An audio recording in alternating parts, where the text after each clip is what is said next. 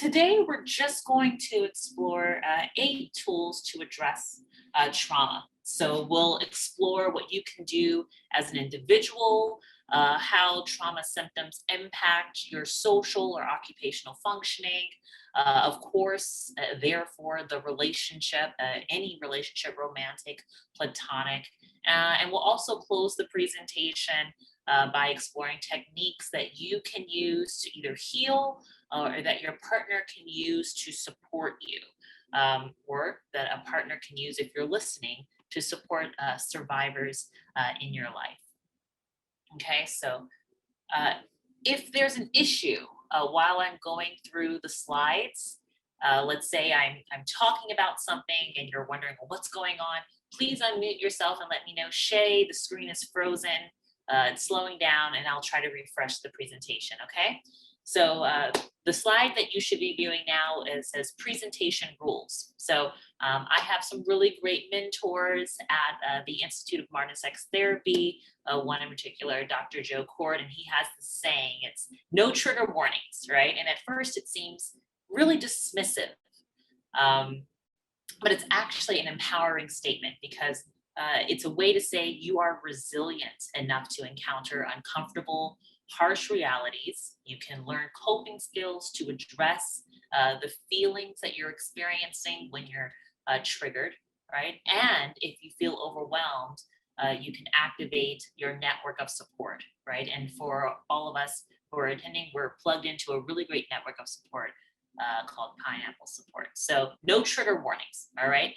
There are only rules to structure today's presentation, and these rules are designed to give you the most that you could possibly get from the information that I'm going to present. So again, if there's a delay in the slides, please unmute yourself and let me know. Shea, I can't see it, so we're gonna move on. All right, rule number 1. I want everyone to take out your phones, right? Usually a presenter will say, mute your phones. I don't want you on your phones. I want you on your phone. Why? Because there will be QR codes on almost every slide during my presentation. And I want you to take your phone, open it up, open the camera and scan the QR code that you see on the screen so that as I'm talking, you can interact with the information. Okay. And if you feel the need to do so, you can unmute yourself and ask a question in real time, right? You can say, Shea, I'm looking at this, I have a question, and I'll be happy to answer, all right? Yeah, Shea, sorry to intervene a bit. If you can move the slides, we are still at the first one. If you can move it to the one that you're talking about, I'm guessing this is the third one. There we go, rule number 1. Thank you so much. All right, good. Thank you for letting me know. If that happens again, just... All right, so you're scanning the QR codes, make sure that you have your phone. Rule number 2, you must practice honesty. And there are so many definitions of honesty. So I'll give you a definition that works well for this space, for the content I'm going to present. Honesty simply means a willingness to explore your emotional reactions to a negative event from your past, all right? And exploration, for most of us, it's motivated by curiosity. So if you encounter or if you experience a negative emotion today, ask yourself, like, well, why am I feeling this way? What am I feeling exactly? Is this the first time I've felt this emotion, or is it ongoing? Has it happened in the past, right? So don't be afraid to ask yourself certain exploratory questions, right, as you encounter new information. And rule number 3, you are entering a safe space, right? And we've all heard this phrase before, you're familiar with it. This is a safe space. It's a safe space. And the very vanilla definition of this is that you will not be exposed to discrimination. I'm not going to criticize you. I'm not going to harass you, right? I'm not going to do anything to intentionally harm you during this presentation. So I want you to feel comfortable enough to interact and to speak up and to ask questions. All right, so I've given you the rules for today's presentation. I want you to take out your phones and scan the QR code. Nice to meet you. This is just a bio of who I am. So I've been talking to you for the past 3 minutes. or 6 minutes or so. I'm a licensed psychotherapist, right? I'm based in Charlottesville, Virginia. So I help people to cope with anxiety and depression. I've done this for over a decade now. I earned my bachelor's from the University of Virginia, my master's from Columbia University. I've completed several certificate programs in mindfulness and meditation, one from Harvard Medical School. I'm a certified clinical trauma specialist, and I'm a clinical social worker. So right now, I currently supervise graduate students from Fordham University, from Tulane University, from Arizona State University, and Ohio State University. And it's part of a field practicum program for young students who want to become therapists. And most importantly, for this presentation, I am a sex positive pineapple support therapist. So I want you to know that I do care. I do want to help. I'm here if you need, if you have any questions during the presentation. All right, so if we're talking about relationships after trauma, we should have a working definition of what trauma means, right, in this context. And I want to ask, I'm going to throw this out to you guys, how do you define trauma? Anyone?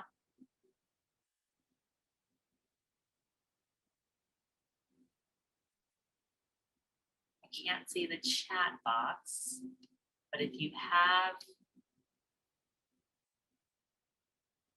let's see. Oops, sorry guys. All right, well, don't worry if I can't hear you, can't see you.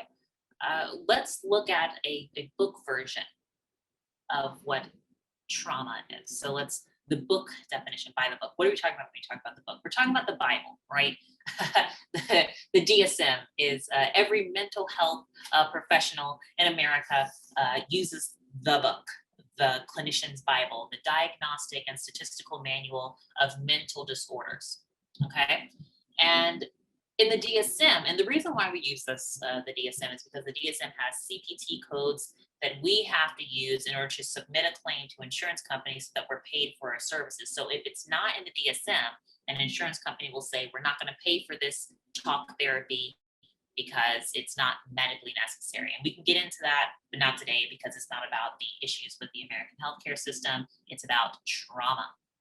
But this is how the DSM-5 defines trauma. In order for it to be a trauma, according to the DSM, it requires actual or threatened death, serious injury, or sexual violence. And that's on page 271 of the DSM. The reason why this is problematic is because stressful events that don't exactly require a threat or actual death, let's say a divorce or job loss, or a life-threatening illness such as cancer. According to the DSM, these things don't fit the criteria, right? They're not traumatic, according to the DSM. And so a lot of people who've experienced trauma, they push back. They're pushing back against this definition, the DSM definition of trauma.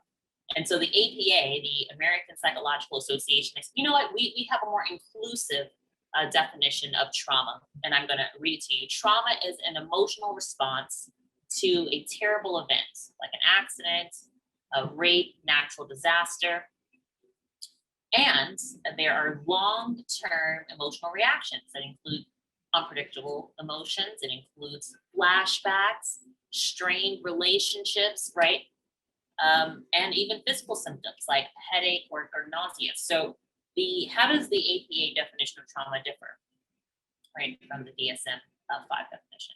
And the major difference is the DSM-5 looks at the event itself. It says if the event isn't life-threatening, it's not a trauma. The APA looks at your emotional response to a negative event. And they say, well, if you're experiencing trauma symptoms, the event that led you to feel that way, trauma. Check, trauma. All right, and this is really interesting because if we use the APA's definition of trauma, most of us will experience a trauma at some point during our lifetime. Okay. So here are some stats, just so you can get an idea. 70% of adults in the US have experienced some type of traumatic event, according to the National Council for Behavioral Health. So you can scan this and see how widespread trauma is. And globally, the rate of trauma is very high as well, right? So just take out your phone, scan the QR code so that you can look at this stat as well. More than 1 in 10 men are victims of sexual violence, right? So again, trauma, widespread. We're not alone in this. If you're using the inclusive definition of trauma, the APA's definition, not the DSM definition, 60% of adults report abuse or other difficult family circumstances during childhood, right? 60%, 70% of people will experience trauma. So ask yourself, if trauma is so common, how is society able to function, right? Why aren't we all just in our beds, under weighted blankets, with our diffusers, watching Netflix all day if we have gone through so much trauma as a society, right? What's going on? Well, the first thing to realize is that you can experience a trauma without being traumatized, meaning symptoms that meet the DSM-5 criteria for PTSD. That's what we mean by being traumatized. So let's look at the symptoms, right? Because just because someone has gone through something traumatic doesn't mean that they've been traumatized. But if you're experiencing trauma symptoms, that is a signal that something needs to be addressed. So this is the next slide will be your very first exercise in practicing honesty, right? So everyone, take out your phones if you haven't already, because we're going to review an evidence-based assessment to measure or gauge the severity of our trauma symptoms, right? So before I go to the next slide, I'm going to provide this disclaimer because the tool that you're about to see is actually, a tool that mental health professionals use to help their clients cope with trauma. So it's just the tool, the PCL that you're about to see, it's just for general information only. It is not intended to, it does not amount to advice that you should rely on, right? It is not a substitute for any professional mental health advice or a diagnosis or treatment. So just because we're reviewing or we're about to review the PCL to review your trauma symptoms, it doesn't mean that I am treating you. It simply means that I'm giving you information that you can take to a therapist, all right? So if it's not treatment, I want you to, if you notice that your score, what we're about to see, if you notice your score is a bit high, I'm going to recommend that you see a mental health professional, right? And refrain from taking any action until you discuss your scores with professionals. So are you ready? I'm about to go to the next slide so that we can look at our trauma symptoms. All right, so take out your phones and we're going to look at the PCL. I'll show you how to scan. You open the camera app and a barcode should appear at the top. And you should see the screen PTSD checklist. It's the civilian version. We're going to walk through this together. And I want you to, as I'm asking you the questions that you see on the PCL, I want you to write down your score, write down your response to each question that I'm going to ask, okay? So this is meant to be for, again, information only. This is the experience that you'll probably have if you're in the office with a therapist, and this is for you to realize or acknowledge your own trauma symptoms. All right, so I'm going to read 17 trauma symptoms, and you're going to write down how much you've been bothered by these trauma symptoms in the past month, okay? The scores on a scale from 1 to 5. A 1 means, oh, I'm not at all bothered by this. A 2 means I'm bothered a little bit by this. A 3 means I'm moderately bothered by this. A 4 means I'm bothered quite a lot by this. And a 5 means I'm bothered by this so much, I can't even stand it. All right, here's the first item. How often are you bothered by repeated disturbing memories, thoughts, or images of a stressful experience from your past? Not at all, a little bit, moderately, quite a bit, or extremely. Write down your response. Here's the next question. How often are you bothered by repeated disturbing dreams of a stressful experience from the past? Not at all, a little bit, moderately, quite a bit, extremely. Number three, how often are you bothered by suddenly acting or feeling as if a stressful experience were happening again, as if you're reliving this stressful experience? Not at all, a little bit, moderately, quite a bit, extremely. How often do you feel upset when something reminds you of a stressful experience from your past? Not at all, a little bit, moderately, quite a bit, extremely. How often are you bothered by physical reactions? So your heart starts pounding, or you have trouble breathing, or you're sweating, right? When something reminds you of a stressful experience from the past. 1 to 5, a little bit, not at all, a little bit, moderately, quite a bit, extremely. How often do you avoid thinking about or talking about stressful experiences from your past? Or how often do you avoid having feelings related to a stressful event from your past? Not at all, a little bit, moderately, quite a bit, extremely. How often do you avoid activities or situations because they remind you of a stressful experience from the past? Not at all, a little bit, moderately, quite a bit, extremely. How often do you have trouble remembering important parts of a stressful experience from your past? Again, 1 to 5.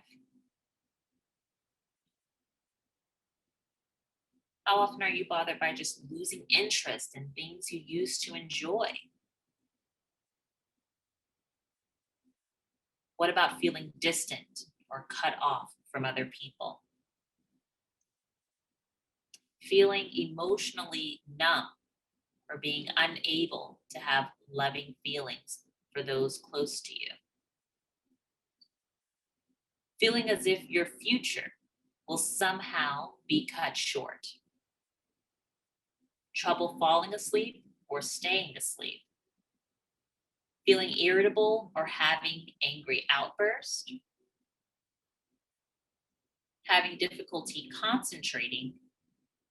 Being super alert or watchful on guard? And the final item on the trauma checklist is feeling jumpy or easily startled. I want you to take a moment to add up your score. Each item was scored 1 to 5. I want you to write the sum and circle it. I'll give you a few minutes to do that.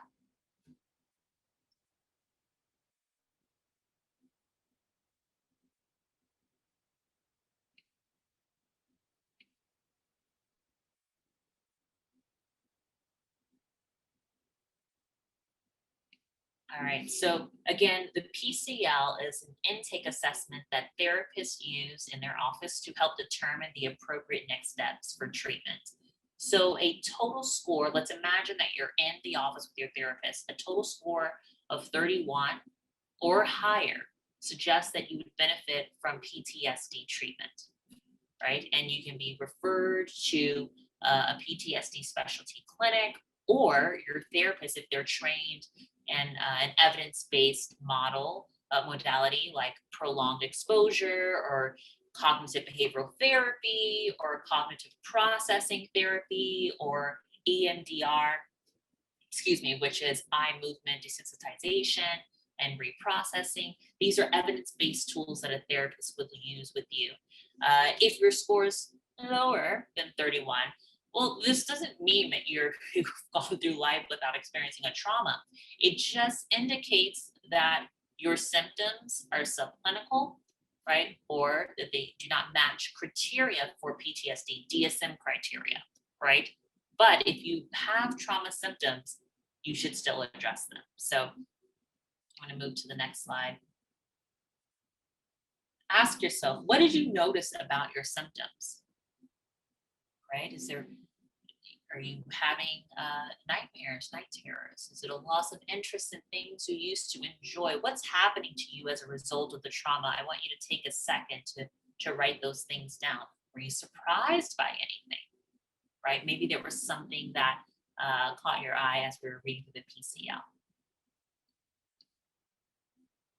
All right, so if you want to process your PCL score, please schedule an appointment with your Pineapple therapist. I think this would be a great tool to discuss during your next session. All right, so now that we've defined trauma, we've taken a look at our trauma symptoms, it's time to look at some interventions, some evidence-based tools that you can use, sex-positive steps to recover, to heal from trauma. So when I say heal or recover, I just mean reducing trauma-related symptoms and developing or regaining a comfort with your sexuality. So there are 8 things. I don't want to promote codependency and trauma bonding. So the first 4 items on this list are just things that you have to do to deal with your trauma. They're not steps that your partner should take or that your partner can take on your behalf, right? The last 4 items will instruct you if you're a friend or your partner. There are some things that you can do to support your partner or friend who is healing from trauma, but the first 4 are things that you got to do on your own. All right, number 1, obviously I'm a therapist, you know this is going to be number 1. Go to therapy. Do it, right? Let's say you're not working with the Pineapple Support therapist, you're just looking for a therapist in general. Here are some things to ask your therapist when you're interviewing them before you have your first session.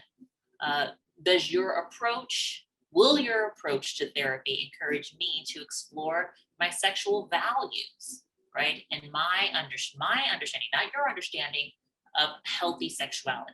That's the first thing when you're looking for a therapist. The next question is, well, will your approach to therapy encourage a holistic exploration of my sexuality from my cultural lens, right? Will you look at my culture and will you support it, right? Will you use a strength-based perspective, which is the language that therapists use?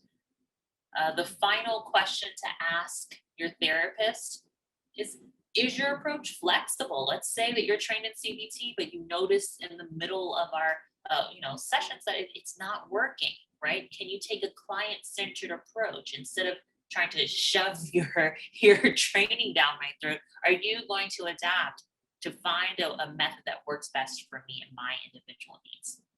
All right. So that's the first step, going to therapy. Step number 2, join a support group. Take out your phone. I want you to scan this QR code.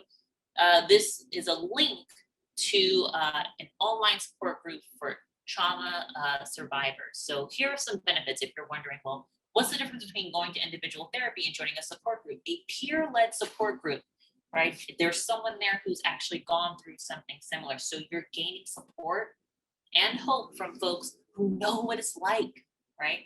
You're not going to feel alone. Most people report that they feel less anxious after going to a peer-led support group. You'll be able to share your story with other folks. And that's a very empowering experience to have, sharing your story so that you can in turn help others. You'll learn new coping skills, right? If it's peer-led, folks are going to tell you what they did in order to move through their pain of trauma. Okay, and if you're looking forward, for some folks, they find friendships, they find really meaningful relationships after joining a support group. All right. The next one. Number 3. This is pretty obvious, but folks forget it, right? You deserve self-love. You deserve self-comfort, and you deserve to see yourself as a whole person. And so because you are wonderfully made, you should engage, you should practice self-care. RAIN, which is the Rape, Abuse, and Incest National Network, they've created this wonderful guide for folks who are looking to practice self-care after trauma. Take your phone out, scan the QR code, take a screenshot of it so that you can keep it with you. The questions around self-care. Look at your sleep patterns, right? Do you have a set time where you go to sleep, set time where you go to bed? What are you doing in between? A healthy sleep cycle will help you to regulate your emotions, keep your body in a healthy mode. Walking for 30 minutes a day is another example of self care. Looking at the types of food that you're eating. What are you putting in your body? Are you nourishing your body, nourishing your soul? Look at the type of exercises you enjoy.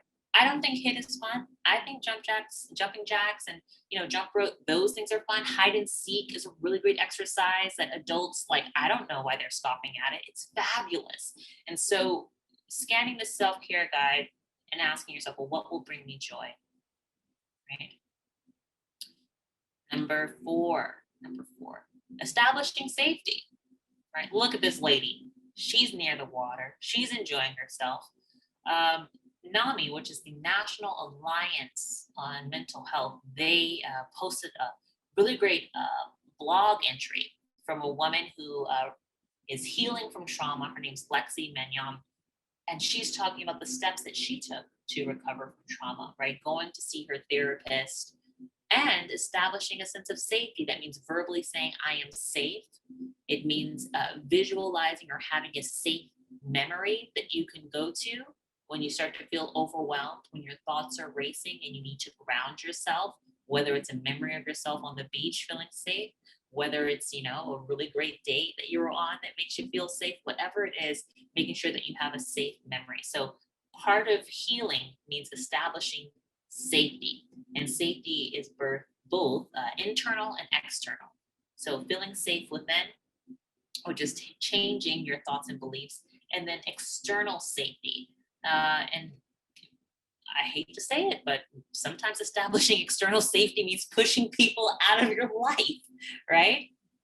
This happens. Hey, I'm trying to establish safety. You are not a safe person. So ask yourself, what are the steps that I need to take to establish safety internally and externally?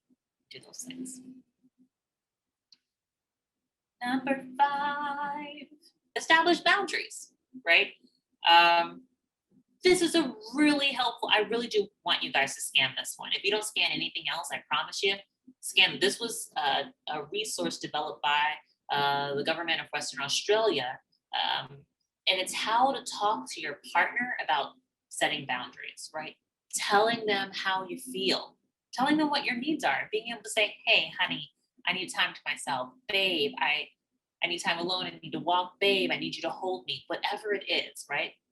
And as it relates to sex, telling your partner what you find sensual, what's playful for you, what's sensitive, what's joyful, what feels fulfilling for both you and your partner. Having that conversation about how you want to be touched, right? Taking ownership, owning your pleasure, right? That's a boundary. And just be really clear about what the expectations are, what the limits are. Have a safe word, right? Pineapple, have a safe word. If something goes too far, and know that as a partner, you can take 15 minutes out. You can take the rest of the day off if your partner feels like something's not working. Okay. All right. Going to the next. Number six. Practice active listening. Right. Relationships aren't easy. I'm in one. It's hard. I love them, but it's tough. And so if you're listening to this presentation because you've completed the PCL, right? You can identify your own trauma symptoms. When you see your partner exhibiting certain trauma symptoms, right?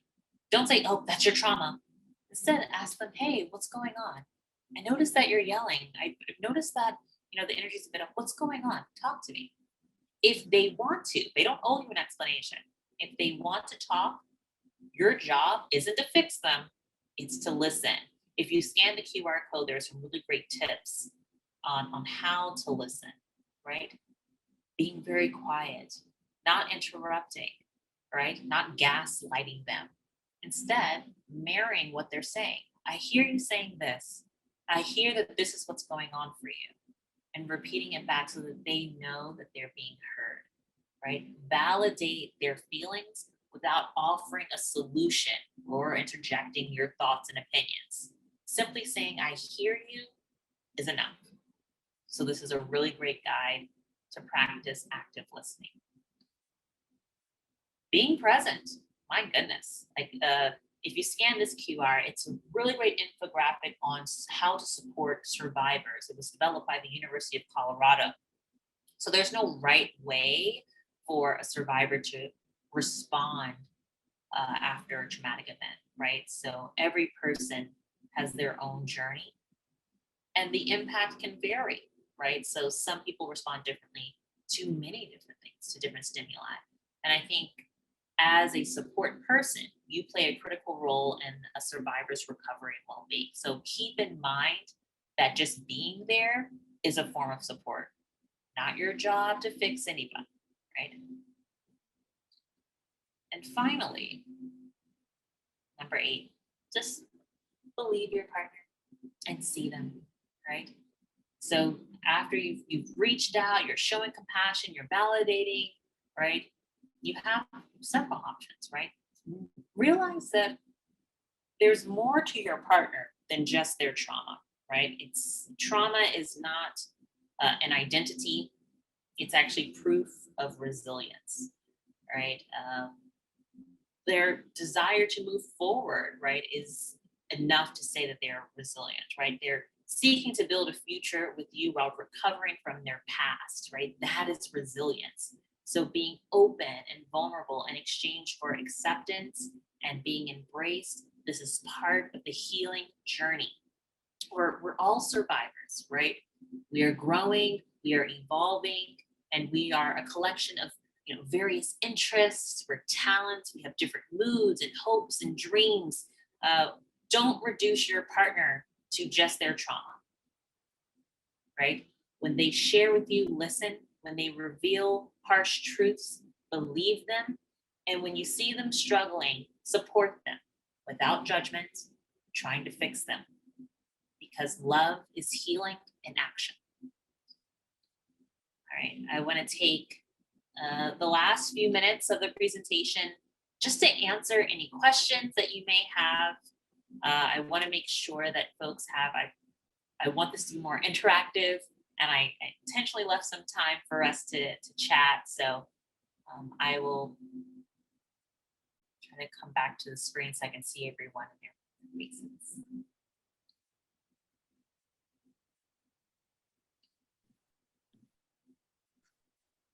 Hi. Hey, it's me. Can you hear me well? Yes, the screen was frozen for just a second, but I can hear you. Perfect. Okay, so I'm gonna help with the questions. Okay. Thank you so much for the presentation. That was wonderful, by the way, and I love the slides. That made me. I mean, you're talking about such a serious issue, and then but the slides just made me feel a bit better. The colors that you picked, those are wonderful. Thank you so much, Shea. Okay, so we have a question. How do you navigate healing while holding yourself and your partners accountable? Sure. So I think navigating healing looks different for some people, and you have to be honest about your goals up front. For some people, healing means I can go a full day without thinking about the trauma. For others, healing or I'm completely healed means I can be in that restaurant in my hometown and I'm not breaking down. I've made it. So the first goal is to actually articulate what you want to see. Like, where would you like to be in the future? Think about your healing journey. And then as a partner, after you've had that discussion, after you've established, right, your healing journey and the goal that you like to see, as a partner, it's not your job to be the watchdog, right? You're not supposed to say, well, hey, like it's been 6 months and you're not over this. Instead, right, being present, being with your partner is enough, right? So if your partner isn't actually meeting their goals, their healing goals, it's really not your job to call them out on it, right? You can ask questions like, hey, how's therapy going? Hey, how's your support group coming along? That's great. That's wonderful. Thank you for the answer. We have another question. I would love to know more about the boundaries of the partner. How do you make sure you're not dumping too much on them? This is such a great question. How do you make sure you're not dumping too much on your partner? Oh, absolutely. Because we don't want to burden our partners because it's not their jobs to do our emotional labor, right? We have to do the work on ourselves. And Sure. so you have, and each person has their own boundaries. So you have to talk to your partner and you have to ask permission. Hey, I would like to talk to you a bit about my trauma. Do you have time? Let me know if this is too much, right? Can we talk about something? I've been thinking about this and I just want to get your feedback. Or I've been thinking about this and I just want you to listen. You don't have to give me feedback. I just want you to hold me after, right? Let your partner know what you want, what you need before you even start to disclose, right? If Mm-hmm. you notice that your partner is pulling back or something is changing, pause and check in. Like, hey, are you okay? Should we revisit this later? Do you want to take a time out, talk about it some more tomorrow? If you don't think that your partner can regulate their own emotions, or if your partner is the type to take on your stuff, it might be best to have this conversation in a therapeutic safe space. So that means bringing your partner into your individual session just Mm-hmm. so you can disclose a bit more. Okay, thank you so much for the answer. Uh, Okay, someone's asking if you can share slide number 3 again. The presentation was frozen and they want the QR code. Actually, if I think we can also share what we or all the links here, but yeah, Shay, if you can do that. The third Slide the number third slide. 3, 6, 5, 4, 3. This is Uh, the third one. okay, I can see it from my end. Can you see it? Can the if you can answer in the chat? Not yet, okay. Oh, sorry. I'm going back. That was an accidental click. No worries. Shay, can we find this presentation anywhere? It's a Shea Graham exclusive. It is not online, but if you Mhm. email me, I will send you all of the materials. It's not a problem. My email address is shay@shaygrahamlcsw.com, which is Perfect. here. If I can skip forward a bit.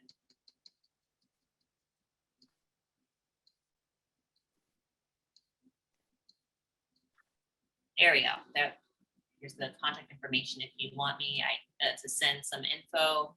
I'll be glad to share it. It's apparently there's a little problem with the slide, but Leah, if you got the information, can you please put the Shay's email in the chat so that everybody can see it? It's the third slide about what was the third slide about? Shay, what The was the third third slide? slide, the third slide was just telling you to take out your phone and scan the QR code. Oh, okay. The QR code that's in slide 3, you can see it. The third slide is rule number 1. You must interact or participate during this presentation. It's just a QR code that leads you to Pineapple Support's website. Okay. Oh, great. Thank you. Okay, so you can put down the presentation. I have 3 more questions for you, because I'm really curious.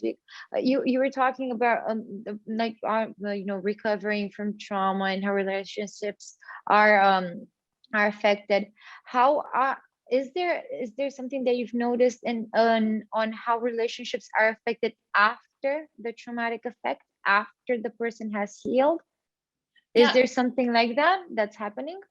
So this idea that we can't be in beautiful, harmonious relationships because we've experienced trauma is somewhat problematic Yeah. because it implies that the person who has experienced a trauma is permanently broken and is incapable of forming a healthy bond. And so if you have experienced trauma, you can have a great relationship. It's about recovering, it's about healing, right? Usually, if there are some issues in the relationship that stem from the trauma, it's a sign that you have to do the individual work to heal from that trauma. And you can do steps 1 through 4 that I reviewed during the presentation to do that. Thank you. I know that one of the most important relationships that we have in our lives are with ourselves. And if you don't have that, and if you're not, you're not in touch with that can be problematic in any relationship that you're trying to have afterwards.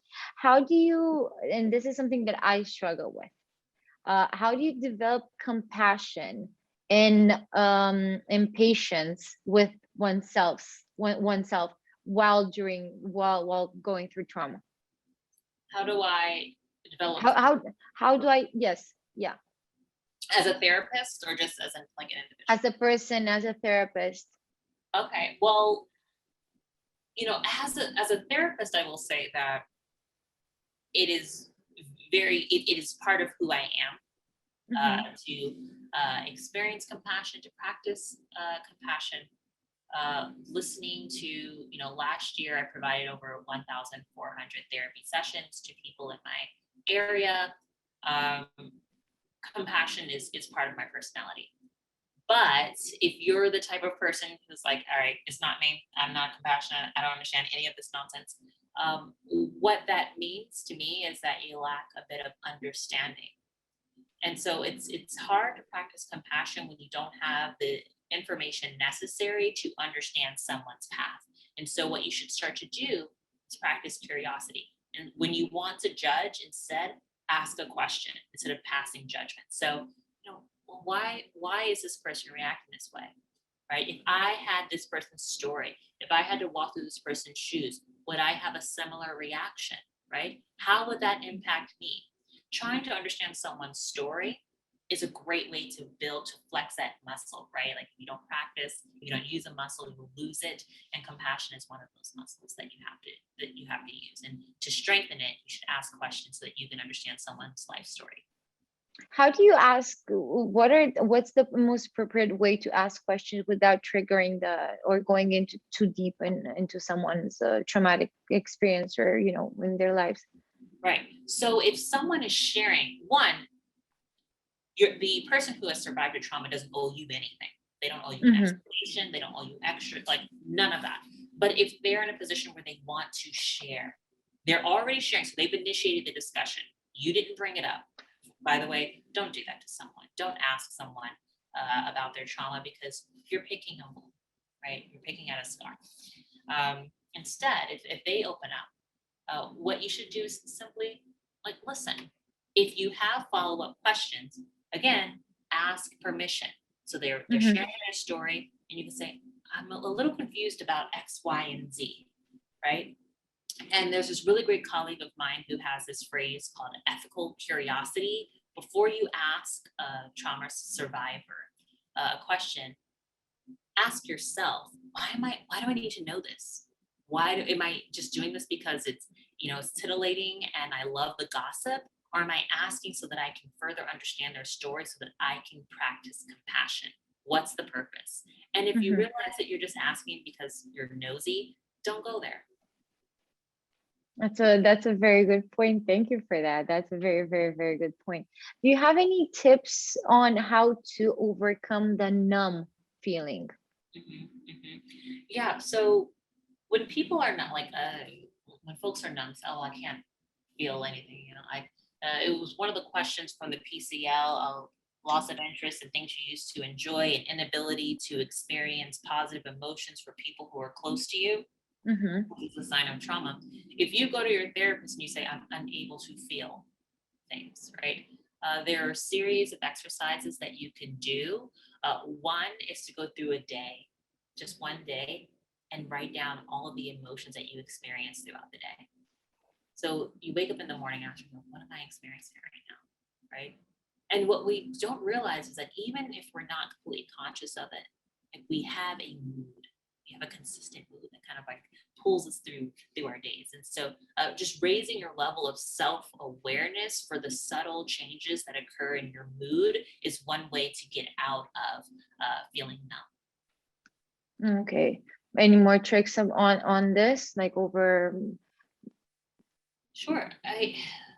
Another trick, and when I say trick, it's therapeutic intervention. Of course, of course, of course. I'm sorry, I'm not a therapist. If I make any mistakes, please, I apologize. I don't want to. So You're sorry. There's this really great like therapeutic exercise that I like to try, which is working or volunteering in different spaces. So when I'm kind of wrapped up in my own life, it's really easy for me to kind of enhance those negative emotions. But when I'm working towards a really great cause, or when I'm, serving other people, it's one way to become less self-focused and more kind of globally community minded. So that's another trick. That's amazing. That's actually really good. You're giving back. You're in touch with other people's feelings. That's an amazing tip. A way to do it. Do you have some last words for the people that were listening? Some advice? Sure. I want to make sure I'm just reading through. I guess that's everything. For some people who've experienced trauma, I want you guys to know that you're not alone. Like sometimes it does feel quite isolating after a trauma has occurred. And I've noticed that sometimes the folks around you who love you most say the absolute worst things. One, they're not trained, right? None of us are really, there's not an innate ability for all of us to have this therapeutic response. Instead, we have human responses, which, like our humanity, we're often flawed, right? Even if we're well-meaning. And so being patient with yourself, having a bit of compassion for the survivors and the folks around you who are trying to support you. That's really the only advice. And getting connected, having a network of support is really key. Please don't isolate yourself. Please reach out to someone if you feel overwhelmed.